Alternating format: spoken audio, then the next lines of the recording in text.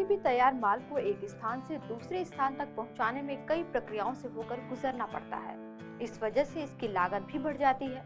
लेकिन अब national logistic policy आने के बाद तैयार माल को न सिर्फ तेजी से उसको गंतव्य तक पहुंचाना आसान होगा, बल्कि लागत में भी कमी आएगी। साथ ही अर्थव्यवस्था पर भी सकारात्मक असर होगा। कैसे, आइए जानते हैं इस वीडियो में। 17 सितंबर को पीएम मोदी ने नेशनल लॉजिस्टिक पॉलिसी की शुरुआत की। विकसित भारत बनने की दिशा में इसे एक बड़े कदम के रूप में देखा जा रहा है। दरअसल ये पॉलिसी परिवहन क्षेत्र की चुनौतियों का समाधान देने वाली साबित होंगी। इससे अंतिम छोर तक डिलीवरी की गति बढ़ाने में मदद मिलेगी। इस नई पॉलिसी से कारोबारियों की लॉजिस्टिक लागत मौजूदा 13 से 14% से घटकर 10% के नीचे आने का अनुमान है। दरअसल यह नीति डिजिटलीकरण और मल्टी मॉडल परिवहन पर आधारित है।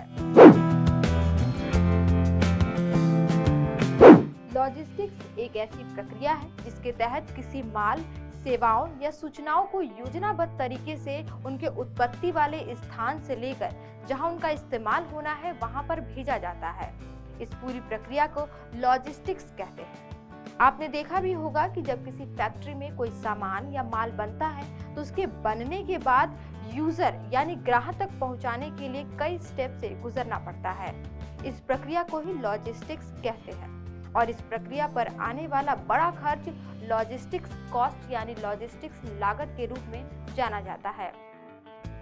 अब जानते हैं कि लॉजिस्टिक्स पॉलिसी क्या है और इसके लाने का उद्देश्य क्या है। लॉजिस्टिक्स लाने का मुख्य उद्देश्य माल ढुलाई घटाना है।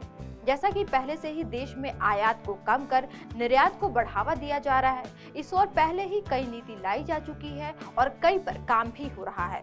ऐसे में अब निर्यात के बीच में आने वाली छोटी छोटी मुश्किलों को हल करने की कोशिश की जा रही है। इसमें लॉजिस्टिक्स की लागत कम करना महत्वपूर्ण है। नेशनल लॉजिस्टिक्स पॉलिसी लाने का उद्देश्य इस सेक्टर को बढ़ावा देना है। भारत में फिलहाल लॉजिस्टिक्स की लागत जीडीपी का लगभग 14% है। दरअसल सरकार का लक्ष्य लॉजिस्टिक्स लागत को जीडीपी का 9 से 10% करने का है। गौरतलब है कि अमेरिका, चीन और कई यूरोपीय देशों में माल ढुलाई की लागत जीडीपी के 5% से भी कम है। देश में 10,000 से अधिक उत्पादों के लॉजिस्टिक्स कारोबार का आकार 160 अरब डॉलर का है। इस क्षेत्र में 22 मिलियन से ज्यादा लोगों को रोजगार मिला हुआ है। वाणिज्य मंत्रालय के मुताबिक इस क्षेत्र की हालत बेहतर होने से अप्रत्यक्ष लॉजिस्टिक लागत में 10% की कमी आएगी, जिससे निर्यात में 5 से 8% की बढ़ोतरी होगी। नेशनल लॉजिस्टिक्स नीति पर वाणिज्य एवं उद्योग मंत्री पीयूष गोयल ने कहा कि इस पॉलिसी के आने के बाद हम सब मिलकर लॉजिस्टिक्स सेक्टर को विश्व स्तरीय बनाएंगे। वहीं नेशनल लॉजिस्टिक्स पॉलिसी की शुरुआत पर सड़क परिवहन और राष्ट्रीय राजमार्ग मंत्री नितिन गडकरी ने कहा कि यह नीति भारत के लॉजिस्टिक्स क्षेत्र को पूरी तरह से बदल देगी। उन्होंने कहा कि यह नीति माल की निर्बाध आवाजाही को बढ़ावा देगी और कार्बन उत्सर्जन को कम करेगी। इस नीति से सभी उद्योगों और हितधारकों के लिए कारोबारी सुगमता को बढ़ावा मिलेगा। बता दें कि केंद्र सरकार ने साल 2020 के बजट में ही घोषणा की थी कि वह नेशनल लॉजिस्टिक्स पॉलिसी लेकर आएगी। हालांकि अभी से शुरू कर दिया गया है।